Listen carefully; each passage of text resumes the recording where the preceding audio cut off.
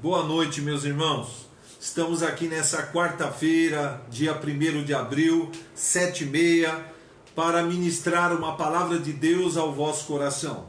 Enquanto nós não estamos podendo nos reunir presencialmente, nós estamos usando esse recurso tão importante da tecnologia, das redes sociais, para poder nos conectar, poder orar pelos irmãos, poder trazer uma palavra do coração de Deus para o vosso coração.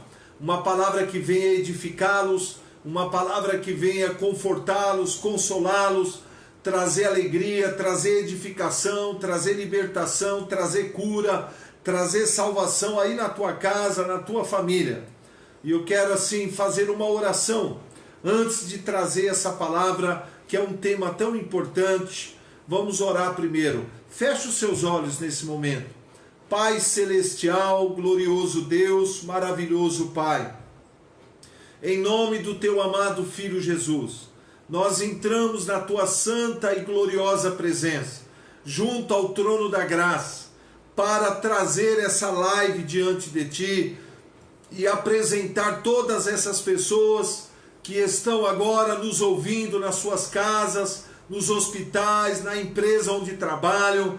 Que o Senhor os abençoe grandemente, que o Senhor venha abençoar a pregação da tua palavra, que a tua palavra seja revelada a cada coração, que o Senhor vivifique a verdade em cada um, que a tua palavra não volte vazia, mas cumpra o seu propósito, abençoando, fortalecendo, edificando, trazendo cura, trazendo libertação, trazendo edificação. Nós abençoamos a todos e te agradecemos, Pai, pela rica oportunidade que o Senhor está nos dando, mais um dia, de poder pregar a tua palavra e trazer uma mensagem do coração de Deus para o coração de todos aqueles que agora estão nos assistindo. Nós te agradecemos, em nome de Jesus, amém e amém. Glória a Deus. Hoje nós vamos falar do poder libertador do perdão, um tema super importante. E eu gostaria de iniciar essa mensagem lendo com você. Vou pedir que você abra agora a tua Bíblia no Evangelho de Jesus segundo Mateus, capítulo 18, a partir do versículo 1, do versículo 21, melhor dizendo. É uma pergunta que o apóstolo Pedro fez para Jesus a respeito do perdão. Acompanha comigo, Mateus 18, 21. Então Pedro, aproximando-se, lhe perguntou: Senhor, até quantas vezes meu irmão pecará contra mim, que eu lhe perdoe? Até 7 vezes? Então respondeu Jesus: não te digo que até 7 vezes, mas até 70 vezes 7. Por isso, o reino dos céus é semelhante a um rei que resolveu ajustar contas com os seus servos. E passando a fazê-lo, trouxeram-lhe um que lhe devia 10.000 talentos. Não tendo ele, porém, com que pagar, ordenou o Senhor que fosse vendido ele, a mulher, os filhos e tudo quanto possuía, e que a dívida fosse paga. Então o servo, prostrando-se reverente, rogou: sê paciente comigo, e tudo te pagarei. E o senhor daquele servo, compadecendo-se, mandou-o embora, perdoando toda a dívida. Saindo, porém, aquele servo, encontrou um dos seus conservos, que lhe devia 100 denários, e agarrando-o, o sufocava, dizendo: paga-me o que me deves. Então o seu conservo, caindo-lhe aos pés, lhe implorava: sê paciente comigo, e tudo pagarei. Ele, entretanto, não quis. Antes, indo-se, o lançou na prisão, até que saldasse a dívida. Vendo seus companheiros o que se havia passado, entristeceram-se muito e foram relatar ao seu senhor tudo o que acontecera. Então seu senhor, chamando-o, lhe disse: servo malvado, perdoei-te aquela dívida toda, porque me suplicastes. Não devias tu igualmente compadecer-se do teu conservo, como também eu me compadeci de ti? E indignando-se, o seu senhor o entregou aos verdugos, até que ele pagasse toda a dívida. Aí Jesus completa essa parábola. Assim também meu Pai Celeste vos fará, se do íntimo não perdoardes cada um ao seu irmão. Olha só que interessante.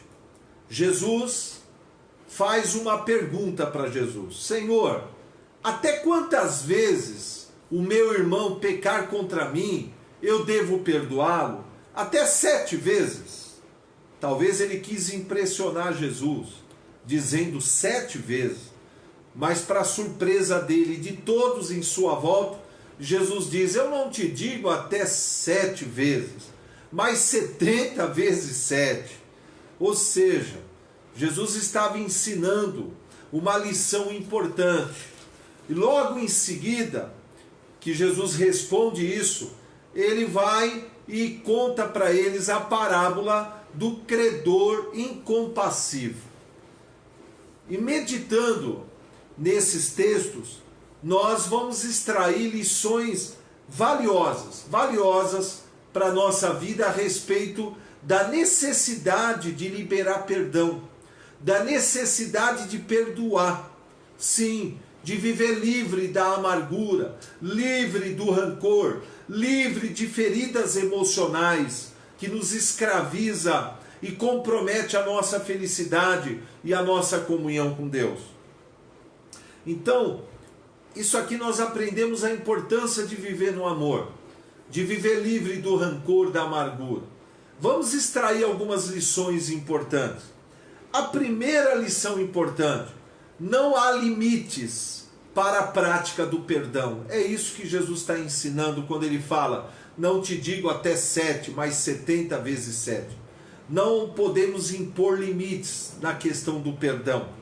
Nós devemos estar sempre dispostos a perdoar quem nos ofendeu, não porque o ofensor mereça ser perdoado, mas porque a amargura e o rancor afetarão negativamente o nosso relacionamento com Deus, além de trazer opressões malignas em nossa vida. E quando Deus nos exorta a ter um espírito perdoador, Ele não está nos estimulando a nos submeter a todo tipo de maus tratos ou explorações da nossa carência emocional. Nós devemos perdoar o ofensor, entretanto, não havendo da parte dele um sincero arrependimento, nem mudança de atitude, nós devemos nos afastar desse ofensor. Não, para que a gente não continue sendo ofendido e machucado por ele. Perdoar não é você ser conivente com os maus tratos, aceitar tudo, não. Mas é limpar teu coração. É você ficar livre da raiz de amargura. É você ficar livre do ódio. É você ficar livre dessas amarguras que traz tantas opressões malignas na nossa vida. Então, não vamos impor limites ao perdão. Nós devemos, assim como Deus, estar sempre dispostos a liberar o perdão, a perdoar quem nos ofendeu, a liberar o perdão. Segunda lição importante que a gente aprende aqui: a fé cristã, ela depende muito da prática do perdão para ela funcionar. Aprenda isso. Só fé não é suficiente. A fé, como diz o apóstolo Paulo em Gálatas 5:6, eu vou ler essa passagem: porque em Cristo Jesus nem a incircuncisão nem a circuncisão tem algum valor, mas a fé que atua, que opera pelo amor. Ou seja, a fé sempre opera por meio do amor. Efésios 6:23, o mesmo apóstolo Paulo diz: paz seja com os irmãos e amor com fé, da parte de Deus o Pai e do Senhor Jesus Cristo. Essa é a combinação perfeita para a gente viver na liberdade de Cristo, viver livre de opressões e ter uma fé que funciona, ter uma fé que opera. É uma fé misturada com o amor. A fé mais o amor de Deus opera maravilhas na nossa vida, traz poder, libera o poder de Deus. A terceira lição que a gente aprende nesse texto tão maravilhoso: nossas orações, elas são ouvidas e atendidas, respondidas por Deus, quando oramos com fé e livre da amargura, livre do rancor. Veja o que o apóstolo Paulo ensina em Marcos capítulo 11, o Senhor Jesus ensina em Marcos 11, 24 ao 26. Palavras do Senhor Jesus: por isso eu vos digo, tudo quanto em oração pedirdes, crede que recebestes, e será assim convosco. E quando estiverdes orando, se tendes alguma coisa contra alguém, perdoai, para que o vosso Pai Celeste vos perdoe as vossas ofensas. Mas se não perdoardes, também o vosso Pai Celeste não perdoará as vossas ofensas. Para sermos bem-sucedidos na oração, nós devemos orar com fé sobre as promessas, mas também livre da amargura, livre do rancor, liberando o perdão para os nossos ofensores. Caso contrário, nossas orações, elas serão interrompidas no mundo espiritual. Lição número 4, a lei da reciprocidade. Deus criou muitas leis que governam as nossas vidas, mesmo que nós as ignoremos, mas elas continuam operando na terra e governando a nossa vida. E uma das leis mais poderosas que Deus criou é a lei da reciprocidade. O que diz a lei da reciprocidade? Deus se relaciona conosco e trata cada um de nós da mesma forma como nós nos relacionamos com o nosso próximo e tratamos o nosso próximo. Que lei poderosa! Tanto que eu vou ler para você Lucas 6, 38. Jesus diz: dai e dar-se-vos-á. Boa medida, recalcada, sacudida e transbordante, generosamente vos darão, porque com a mesma medida que você medir, você será medido. Olha só. Agora Mateus 7,2. Pois com o critério com que você julga o próximo, você será julgado por Deus. E com a medida com que você tiver desmedido, vos medirão também. Agora Mateus 5,7. Bem-aventurados misericordiosos, porque eles alcançarão misericórdia. Veja bem, a partir dessa lei da reciprocidade, nessa parábola do credor incompassivo, ela entrou em ação, ela entrou em cena.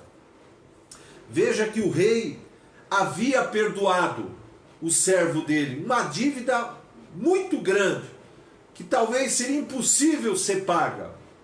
Mas a partir do momento que esse servo se recusou a perdoar o seu conservo, que devia para ele uma dívida tão irrisória, e o rei ficou sabendo, ele ficou indignado, chamou o seu conservo, chamou o seu servo, né?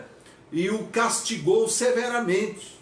A gente aprende aqui no texto, ele foi duramente castigado, porque ele não tratou o seu conservo com a mesma graça e misericórdia que foi tratado pelo rei. E o rei aqui representa Deus. O servo representa eu e você. E o conservo representa aqueles que nos devem, aqueles que nos magoaram, aqueles que nos ofenderam. E essa lei, ela operou. E o rei passou a tratar o seu servo da mesma forma que ele tratou o seu conservo. Então, a partir da lei da reciprocidade, nós aprendemos uma grande lição. E eu quero, da parte de Deus, ensinar você uma frase importante dentro do princípio da lei da reciprocidade. olha, trate as pessoas da mesma forma como Deus trata você, para que Deus não passe a tratar você da mesma forma que você tem tratado o seu próximo. Olha como é importante isso. Veja bem, Deus quer que a gente ande em amor, que a gente seja misericordioso, que a gente seja benigno, que a gente tenha um espírito perdoador, porque isso vai nos livrar da lei da reciprocidade do ponto de vista negativo, porque essa lei, ela é uma faca de dois gumes. Se você for misericordioso com as pessoas, Deus vai ser misericordioso com você. Se você não for misericordioso com as pessoas, Deus vai ter que tratar você sem misericórdia, porque você se recusou a tratar as pessoas com misericórdia. E isso é importante. Outra lição importante que a gente aprende: não perdoar nos separa da graça de Deus. Olha só o que o autor aos Hebreus nos ensina no capítulo 12 de Hebreus, versículos 14 e 15. Segui a paz com todos e a santificação, sem a qual ninguém verá o Senhor, atentando diligentemente para que ninguém seja faltoso, separando-se da graça de Deus, nem haja raiz de amargura, que brotando vos perturbe, e por meio dela muitos sejam contaminados. Aprenda um segredo importante aqui. Quando nós tomamos conhecimento acerca do Evangelho, das boas novas da salvação, e tomamos a firme decisão de crer em Jesus como nosso Senhor e Salvador, de acreditar que Ele morreu na cruz pelos nossos pecados e ressuscitou ao terceiro dia para a nossa justificação, nós fomos salvos, porque nós somos salvos pela graça, favor imerecido. E uma vez que nós fomos salvos, nós estamos agora debaixo da cobertura da graça de Jesus. Você sabia disso? Nós estamos na nova aliança, nós estamos na dispensação da graça, nós estamos vivendo debaixo da cobertura da graça de Deus. E Deus se relaciona conosco não mais baseado nas obras que nós praticamos, mas baseado no que Cristo realizou em nosso favor. Deus se relaciona conosco baseado no que Cristo consumou naquela cruz. Nós recebemos a abundância da graça e o dom da justiça. E graça significa favor imerecido. Favor imerecido. Agora, preste muita atenção. A nossa fé em Jesus nos colocou debaixo dessa graça, dessa condição gloriosa de graça. E as misericórdias do Senhor são a razão de nós não sermos consumidos. Todos nós estamos debaixo da graça. A fé no sacrifício de Jesus, no Evangelho, nos colocou debaixo dessa graça. Entretanto, como se manter debaixo dessa graça? É tratando as pessoas com a mesma graça, misericórdia e amor com que fomos tratados por Deus. Essa é a maneira de se manter debaixo dessa graça. A partir do momento que nós tratamos as pessoas com amor, com a mesma graça, com a mesma misericórdia com que Deus tem nos tratado em Cristo, nós nos conservamos debaixo dessa graça. Caso contrário, se nós acolhermos ao nosso coração a mágoa, a amargura, o ódio, formos vingativos e começarmos a tratar as pessoas, né, de maneira amargurada, de maneira vingativa, nós vamos sair da cobertura da graça. Como diz o texto em Hebreus, a raiz de amargura nos separa da graça. E quando a gente sai da graça, a gente entra na lei. Que lei é essa? A lei da reciprocidade. Aí Deus vai ter que tratar cada um de nós a partir da lei da reciprocidade, da mesma maneira como a gente começou a tratar as pessoas. Por isso que Paulo em Romanos 12 diz: Não te deixes vencer pelo mal, mas vence o mal praticando o bem. Por isso que Jesus ensinou: ame o teu inimigo. Fale bem de quem fala mal a você.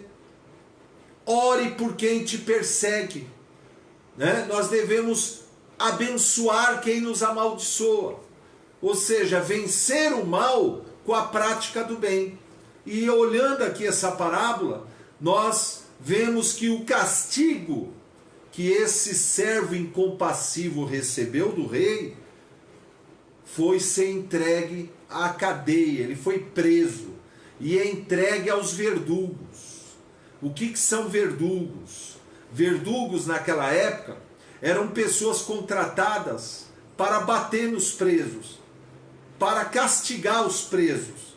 No nosso contexto, verdugos são anjos, demônios atormentadores, que são liberados para atormentar todas as pessoas que se recusam a perdoar, todas as pessoas que estão com o coração cheios de amargura, cheios de ódio, cheios de mágoa, cheios de rancor. Por isso que nós temos que tomar muito cuidado. Infelizmente, há muitas pessoas oprimidas, até mesmo dentro da igreja, porque se recusam a perdoar. E é interessante que eu quero, antes de falar aqui, o que nós devemos fazer para viver livre dessa cilada maligna, de raiz de amargura, de ódio. Eu queria colocar para você aqui. Eu tenho atendido nesses últimos 29 anos como pastor e conselheiro, muita gente machucada. Esposas machucadas com seus maridos, maridos machucados com suas esposas, filhos machucados pelos pais, pais magoados e machucados pelos filhos, irmãos machucados por outro irmão, e assim vai. E eu tenho ensinado da parte de Deus que a ofensa é uma reação natural da nossa alma, porque nós somos espírito, alma e corpo. Com o nosso espírito, nós nos relacionamos com Deus na dimensão espiritual. Já com a nossa alma, e a alma é dividida em 3 partes: intelecto, raciocínio, mente, emoções e vontade. Então nós temos emoções. Nós somos pessoas que nos emocionamos. Nós temos sentimentos. E quando alguém que nós confiamos e amamos nos ofende, nos machuca, gera uma ofensa em nós. E toda ofensa, ela tem 3 fases. A primeira fase da ofensa é a fase da ferida aberta. É a fase mais difícil. É quando é muito recente aquela ofensa. E aí ela abriu uma ferida na nossa alma. É quando você cai e se machuca e abre uma ferida e aquela ferida está aberta e ali sangra, ali lateja e ali pode criar pus e infeccionar. Essa fase é aquela fase que gerou uma ofensa. E essa ofensa, se ela não for trabalhada na oração, se ela não for submetida ao tratar do Espírito Santo, ao tratar de Deus, se não for passado um remédio de Deus nessa ofensa, essa ofensa vai gerar uma mágoa. Essa mágoa vai gerar uma amargura. E essa amargura pode virar uma raiz de amargura. E a raiz de amargura pode evoluir para o ódio. E o ódio pode gerar 2 consequências: o homicídio ou o suicídio. Por isso que essa primeira fase é a fase mais dramática, é a fase mais difícil, porque está doendo muito dentro de você. Talvez você esteja passando nessa primeira fase, mas eu quero te dizer nessa noite, o Espírito Santo, ele habita em você para sarar você, para te ajudar nas suas fraquezas, para curar as suas emoções, para sarar essa ofensa, sarar essa mágoa que está dentro de você, para ela não virar um ódio, para ela não virar uma doença terrível na sua alma. Se você submeter essa ofensa ao tratar de Deus, for buscar ao Senhor, for perante na presença de Deus em oração, em adoração, orando em línguas, buscando ao Senhor, aí vai para a segunda fase. Glória a Deus. O que é a segunda fase? A casquinha. Aquela ferida aberta já está começando a criar casquinha.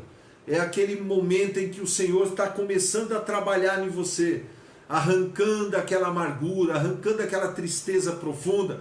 Já está começando a criar casquinha. Porém, se você ficar coçando, se você ficar remoendo o passado, relembrando o passado, você vai abrir novamente essa ferida e ela vai criar pus e vai infeccionar e vai machucar você. Por isso que nessa segunda fase é muito importante você tomar uma firme decisão de, ao liberar o perdão para essa pessoa e orar por ela e abençoar a vida dela, você não fique mais remoendo o passado. O que passou, passou. Não aceite ficar preso ao passado, viver preso ao passado.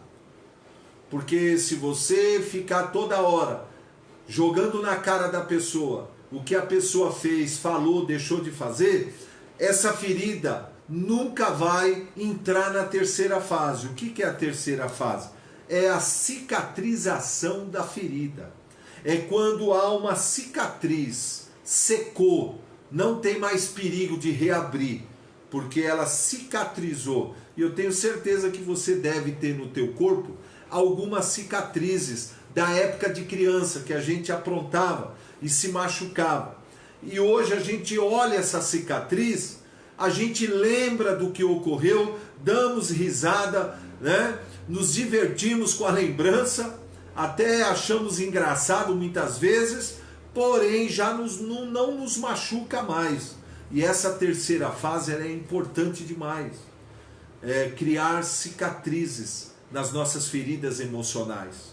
Isso que significa o seguinte: o perdão não significa você esquecer o que aconteceu.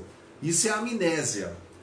Viver no perdão é você, ainda que você se lembre do que aconteceu, isso não te machuca mais, isso não te abala mais, isso não deprime mais você, porque agora você está definitivamente curado dessa ferida emocional. Existe uma frase por aí que diz assim: você está machucado, você está ferido, né? Deixe que o tempo cura tudo. Não é verdade. O tempo, ele é importante no processo de cura das emoções. O tempo é um aliado importante nesse processo de cura, desde que você passe o remédio, desde que você faça direito o tratamento. Agora, se você está com uma ferida aberta na sua alma e não ora, não medita, não ora pela pessoa que te ofendeu, não busca o Espírito Santo, não busca o poder de Deus, não busca o amor de Deus, o tempo vai ser um fator de agravamento da ferida. A ferida vai se agravar, ela vai criar pus, ela vai infeccionar e vai gerar um tumor na sua alma, gerando ódio, gerando rancor, raiz de amargura. Agora, o tempo é importante a partir da tua busca, sim, a partir de você buscar o Senhor, a partir de você orar, a partir de você buscar o Senhor. Então, oração, meditação com o tempo vai sarando, o amor de Deus vai sendo derramado no seu coração, e este amor vai sarando a sua alma, vai curando você de todos os traumas, de todas as feridas emocionais. Vai ser lindo. O amor de Deus é a maior força do universo. Agora, outra lição importante que a gente pode aprender dentro dessa área do perdão, dentro dessa área do rancor, da raiz de amargura: equilibre as suas expectativas em relação às pessoas. Isso é importante. Muitas vezes a gente fica abalado, muitas vezes a gente fica confuso, a gente fica perturbado, a gente fica deprimido, porque a gente colocou muita expectativa naquela pessoa. Quanto mais você confia em alguém, quanto mais expectativa você coloca em cima de uma pessoa, maior vai ser a ferida, maior vai ser a mágoa, maior vai ser a ofensa, maior vai ser a decepção que você vai sofrer quando essa pessoa te decepcionar.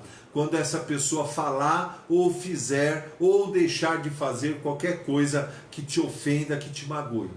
Por isso que a gente tem que amar as pessoas, mas confiar somente em Deus. Por isso que Jeremias 17 diz: maldito o homem que confia no homem. Maldito aquele que faz do braço, da carne, sua confiança. Não, nossa confiança, todas as nossas expectativas tem que estar no Senhor. Ame as pessoas, mas não idolatre ninguém. E também não supervalorize demais as pessoas. Ah, aquela pessoa é maravilhosa, aquela pessoa é isso, aquela... Não, não, maravilhoso é só um, Jesus Cristo. O único que nunca vai te decepcionar.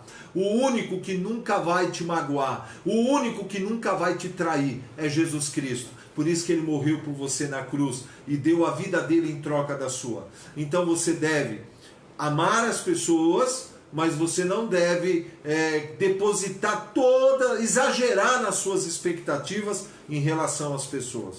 E isso vai te magoar menos, isso vai te ofender menos, isso vai te impactar menos quando essa pessoa te desapontar e não suprir suas expectativas, não corresponder com as suas expectativas.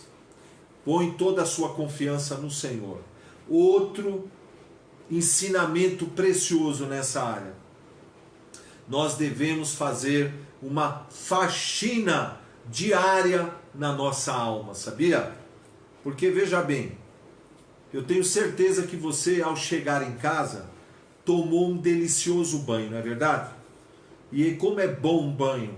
Banho refrigera o nosso corpo, a nossa alma. Banho traz saúde. Banho é muito bom. Agora, já pensou se você ficasse um mês sem tomar banho? Para pensar um pouquinho. Você já pensou se você ficasse 30 dias sem tomar um banho? O que iria acontecer com o teu corpo? Com a tua aparência e com o teu odor? Agora você imagina pessoas que estão há um mês, 1 ano, 2 anos, 5 anos, 10 anos sem fazer uma faxina na sua alma. Assim como nós lavamos o nosso corpo, higienizamos o nosso corpo, os nossos dentes todos os dias, nós devemos fazer uma faxina diária na nossa alma, todos os dias. Limpar o nosso coração de ressentimentos, de mágoas, de rancores. Nunca ir dormir magoado. Nunca ir dormir com o coração pesaroso, com a alma pesada. Todos os dias nós devemos fazer uma higiene, lavar a nossa alma. Aí você fala, mas lavar a alma com o quê? Com o glorioso amor ágape de Deus. O amor de Deus que foi derramado em nossos corações pelo Espírito Santo. Por isso que é importante, todos os dias, seguirmos as recomendações do apóstolo Paulo em Efésios capítulo 5, verso 18. Ele diz, não se embriague com vinho, mas encha-se do Espírito, falando entre vós com salmos, entoando e louvando de coração o Senhor, com hinos e cânticos espirituais, cantando e salmodiando ao Senhor no vosso coração, dando sempre graças por tudo ao nosso Deus e Pai, em nome de nosso Senhor Jesus Cristo. As mesmas leis que possibilita a todos nós nos enchermos do Espírito Santo, com o poder do Espírito, também são as leis que nos enchem do amor de Deus. Romanos 5,5 diz que o amor de Deus é derramado em nossos corações pelo Espírito Santo. Quando nós oramos em línguas, oramos no Espírito Santo, o Espírito Santo começa a gemer com gemidos inexprimíveis, como diz Romanos 8, 26 e 27. E ele começa a interceder ao Pai em nosso favor, para nos ajudar nas nossas fraquezas. Porque o maior inimigo do perdão é o orgulho. Nós somos orgulhosos. E por isso, nós devemos nos encher do amor de Deus, que quebra o nosso orgulho, que quebra a nossa vaidade, que molda o nosso gênio, o nosso temperamento. Só o Senhor. Por isso que ele diz, olha, vinde a mim todos aqueles que estão cansados, oprimidos, sobrecarregados, e você vai encontrar descanso para a tua alma, porque o meu fardo é suave, o meu jugo é leve. E venha e aprenda de mim, que sou manso e humilde de coração, e você vai encontrar descanso para a tua alma. Aprender de Jesus, aprender a humildade, aprender a limpar o coração de ressentimentos, de rancor, sermos libertos do orgulho, sermos moldados por Deus nessa questão tão terrível do orgulho. Muita gente está morrendo de câncer, muita gente está enferma, está oprimida pelo diabo por causa do orgulho. Um conselho que eu te dou: deixa Deus moldar você, deixa Deus tratar teu caráter, deixa Deus trabalhar na sua alma, senão o orgulho vai matar você, vai destruir a sua vida, né? Talvez você esteja dizendo, mas aquela pessoa não merece o meu perdão. Como nós falamos, você deve liberar o perdão para ela, não porque ela merece ser perdoada, ou porque ela demonstrou qualquer tipo de arrependimento, mas a liberação do perdão é para que você que foi ofendido viva livre da amargura, livre da raiz de amargura. Por isso, o primeiro passo importante para a gente se ver livre dessa cilada maligna chamada orgulho, amargura, raiz de amargura, ódio, é ter comunhão com o Espírito Santo. Sim, porque quem nos fortalece, quem nos renova, quem nos capacita, quem nos ajuda a vencer as nossas fraquezas é o glorioso Espírito Consolador. Ore em línguas, ore todos os dias no Espírito. Segundo papel importante para lavar a sua alma é você meditar na palavra de dia e de noite. Encha-se da palavra de Deus.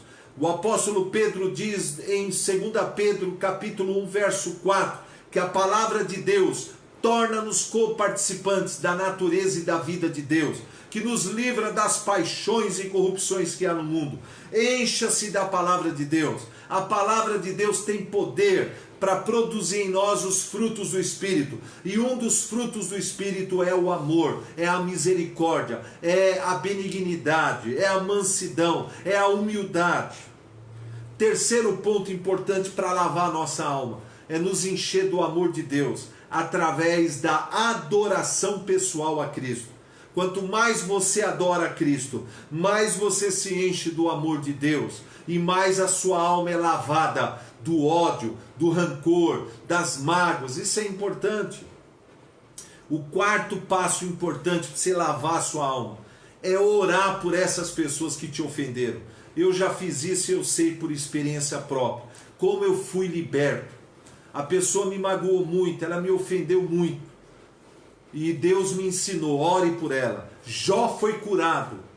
Deus devolveu tudo em dobro para Jó, quando ele estava orando pelos seus amigos que o acusaram injustamente. Mas Deus falou, Jó, ore por eles. E enquanto Jó orava por eles, Deus o curou e o restituiu 2 vezes mais tudo aquilo que ele perdeu. E ainda Jó viveu por muitos e muitos anos abençoado por Deus, porque ele não acolheu a mágoa, o rancor no seu coração.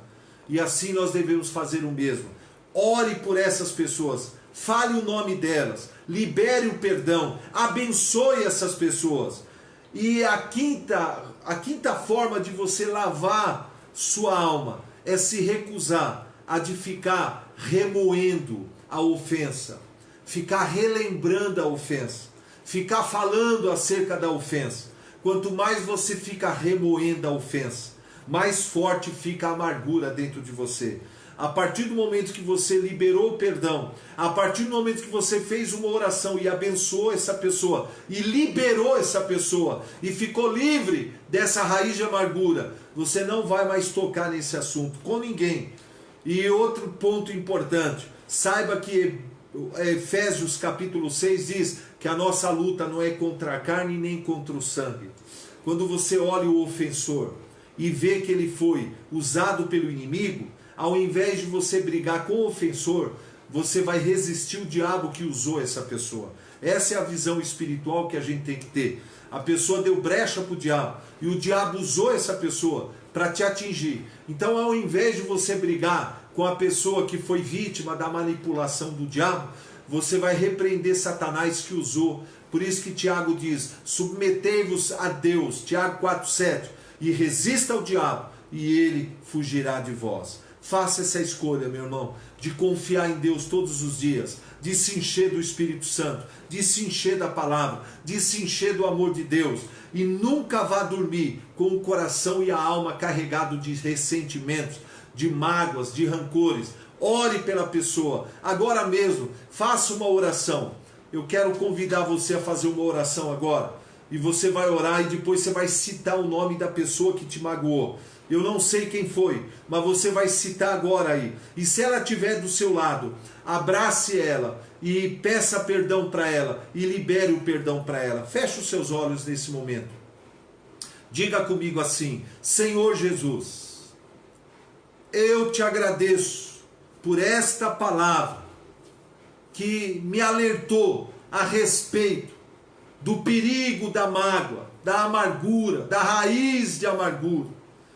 E eu te agradeço porque eu nasci de novo. Eu te agradeço porque o Espírito Santo habita em mim. Eu te agradeço porque eu tenho a tua vida e a tua natureza, que é o amor. E o amor de Deus foi derramado no meu coração pelo Espírito Santo que me foi dado. E confiando nesse amor, na força e no poder deste amor, eu oro agora pelos meus ofensores, todas as pessoas que me ofenderam, todas as pessoas que me traíram, que falam mal de mim, todas as pessoas que me prejudicaram, que me traíram. Eu oro por elas agora. Eu faço a escolha de limpar o meu coração, lavar minha alma com o amor de Deus. E eu libero perdão para essa pessoa. Cite o nome dela agora. Fale o nome dela. Eu a abençoo.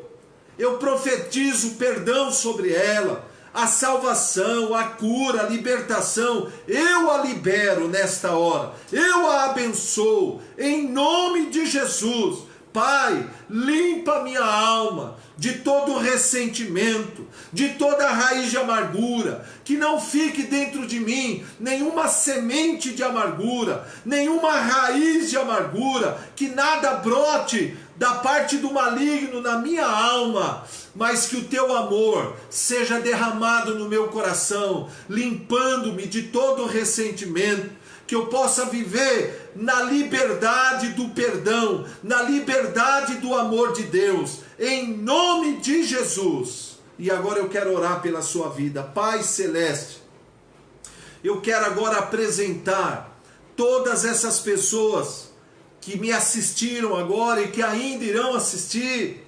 Que o Senhor os abençoe grandemente. Espírito Santo, o Senhor é o nosso ajudador, é o nosso paracleto.